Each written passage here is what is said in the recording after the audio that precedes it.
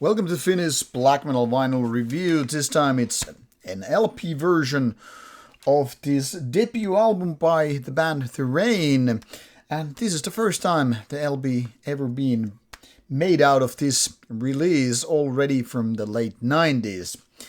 But because I have gone through the band's discography already with the Finnish Black Metal series I have been making, and also went a little bit through that with my Black Harmony LP review a week ago, I'm not gonna recap and go all over it again. Let's just focus on this particular debut album, unsleeving and reviewing. This one comes with a old school letter, and as you can see, Symphonies of Infernality, this album is here marked as CD. I was asking the label why. It is the original thing, I was replied. Now this comes with traditional black vinyl, sturdy as these, maybe 180 grams, I'm guessing here. And then of course we have the actual vinyl cover here. We have this Lucifer creature going down with wings and doing the pentagram logo, pretty much very simple. Then we have obviously track list on the other side of things. And in case you're wondering, there is of course lyric sheet, much like with Black Harmony, this time however without band pictures. So all it is there for some reading. Simple but very, very traditional also at the same time.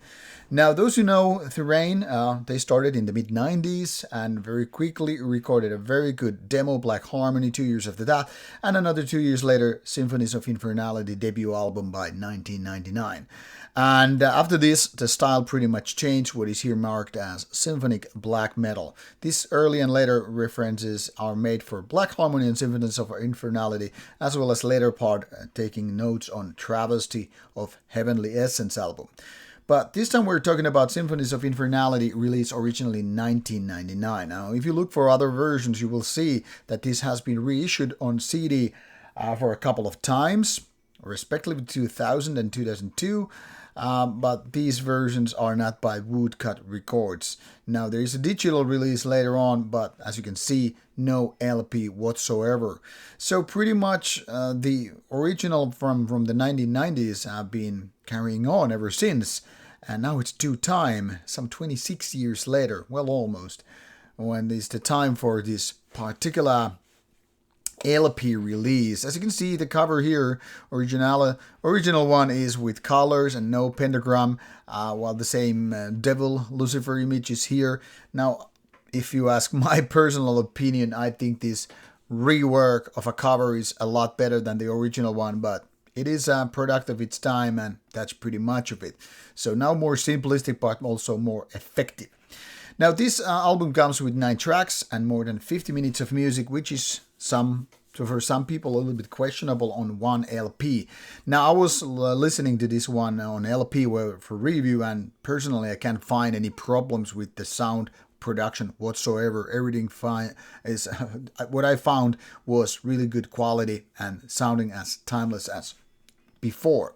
What is also worth mentioning is that this was recorded in 1998 and 1999 at Tico's Studio, much like the demo 2 years earlier. And Tico Studio is famous because of already Impel Nazarene back in the rather earlier 90s did their albums right there, and that was one of the things which really put Tico Studio on the Finnish metal map, even in extreme metal sense, even though it wasn't originally any kind of a metal studio.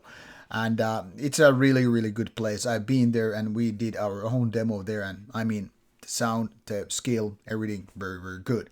And that is very essential here because, you know, this music being more on the symphonic black metal side of things is very much also a product of its time. There are some changes, very, very minor ones from Black Harmony, which was in a way kind of a symbiosis of Immortals, very aggressive and fast-forward black metal, as well as Emperor's, especially the early era's symphonic takes. We're talking about roughly in the Nightside Eclipse marrying some Immortal ones, and that's pretty much with the Black Harmony one. Now, Symphonies of Infernality is in a way very much a successor to that demo, which lasted, by the way, some 35 minutes. So album worth material as well, pretty much. But these two are like siblings, and it's nice that they didn't kind of recycle the idea, but rather created a successor to that. This time the songs are a little bit shorter, but still keeping the same idea very, very much intact. Lots of keyboard elements, but not so much dramatic like these deep voice spoken elements this time in the game. Musically, it's a combination of very fast tempo and also some, slower parts, but not slow or even mid-tempo. I mean, this is very, very energetic album overall with these keyboard parts and fast killer playing. But these changes are very, very minimal. It's almost like I said, these are like siblings. These could have been carved from the same tree around the same time. So it was like this era for this band where they kind of maintained the style which they had created with demo and onwards. Now after this, things changed, but that's another chapter totally. So those who are in favor of Black Harmony, I'm pretty sure that they will really like Symphonies of Infernality. Personally, I prefer Black Harmony a little bit more, but these are very, very going well, hand in hand, in the sense that these are very much related to one another. Sound-wise, the differences are also a very minor thing. Maybe Black Harmony has a little bit better overall sound, but that's just personal preference. That is a little bit thicker, where this is more like, I don't know, not organic, but maybe has more room for breathing, if that makes sense. But overall, this is kind of an album that I think is often, underrated because it's not so, known album overall. I really like what the guys were doing here, and to be honest, I was a little bit disappointed they didn't go on with this given style afterwards, because after one really good demo and for a good album, I would have been expecting the guys really to kind of step up the game and even challenge albums like In the Nightside Eclipse, whereas in fact they went into different direction style-wise as well as quality-wise. But those who still hunger for some kind of a symphonic black metal treatment from the 90s, and this time maybe even more towards Dimmu Borgir than the first one, the Black Harmony one, I mean, they're in for a treat with this particular album. Lots of keyboards, but not overwhelmingly. So there it is, a very well balanced album, very nice execution, good songwriting and all that stuff.